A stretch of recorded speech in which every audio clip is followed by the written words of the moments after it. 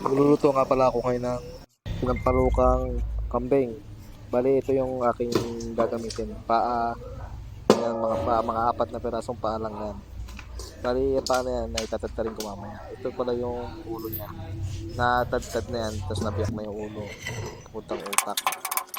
Ayan, bali, tinadtad ko lang siya ng maliliit.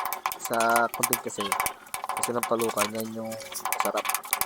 Masarap yan kasi ang gagamitin ko dyan ay yung sampalok na bunga at saka yung usbong.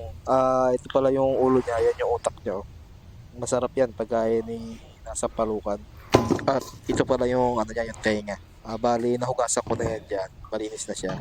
Pwede natin prepare yung ating tanglad. Yung tanglad na yan, nakakabango, nakakatanggal ng lansa.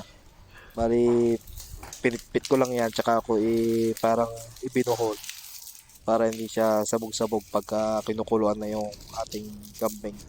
Kasi yung kambing natin ay palalambutin natin sa pressure cooker yan. Yung tipong umihiwala yung laman sa buto. Ito, dagdag luya kasi dagdag pang pawala rin niya lang langsa. Bali, inilagay ko lang yan sa ating pressure cooker. Ayan yung tanglad, yung luya.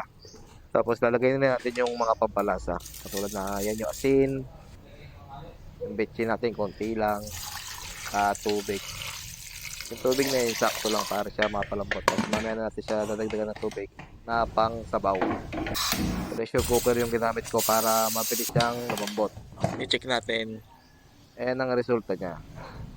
Magdagdag ako ng tubig na yan na yung gagamitin ko na pansabaw. Hindi siya masyadong marami para yung nasa ng kambing hindi mawala.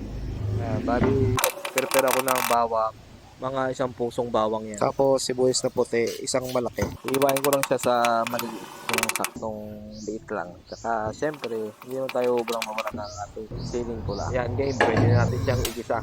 Bali, naglagay lang ako dyan ng konting mantika. Boom! Gisado agad. Napakalupit. At pwede natin isalin yung ating ginisa na yan, bawang at saka yung sibuyas, sili. At ilagay natin yung ating bunga ng sampalok. Ang naluto, yan, hapon natin yan. Tapos, isa-isa natin pipigain. Yan, bali, uy, luto na agad. Napakabilis, pwede natin siyang kunin para mapiga. Yan, nahangoy natin yung ating sampalok. At palalamigin natin, tsaka natin pipigain sa mangkok. Bali, nilagyan ko pala ng konting tubig. Tapos, pag isinala natin yan, dapat sasalain natin yan para hindi sumama yung kanyang mga balat. At syempre, yung buto. Nalagyan ko na rin pala siya ng pamintang buo. At syempre, pamintang durog. Okay na sa akin yung konti lang. Syempre, dapat meron din siyang pampakulay. Kaya, nalagyan tayo akwete. Ganyan pala yung ginawa ko para mabilis siyang mapakulay. At syempre, para hindi na mahawakan yung buto. Para hindi mahawa sa kamay. Ayan, at tinakpan uli natin. Bali, yan pala, nagayat ako ng usbong sampalo kasi nakakasarap yan at nakakaasim din yan. Ginayat ko lang siya sa maliliit. Bali dyan, nailagay ko na yung ating usbong sampalo. Ayan, bali nalagay ko na rin dyan yung ating sili. At syempre, pag hindi pa yung kumukulo, luto na yan. Salamat sa panonood ng ating video.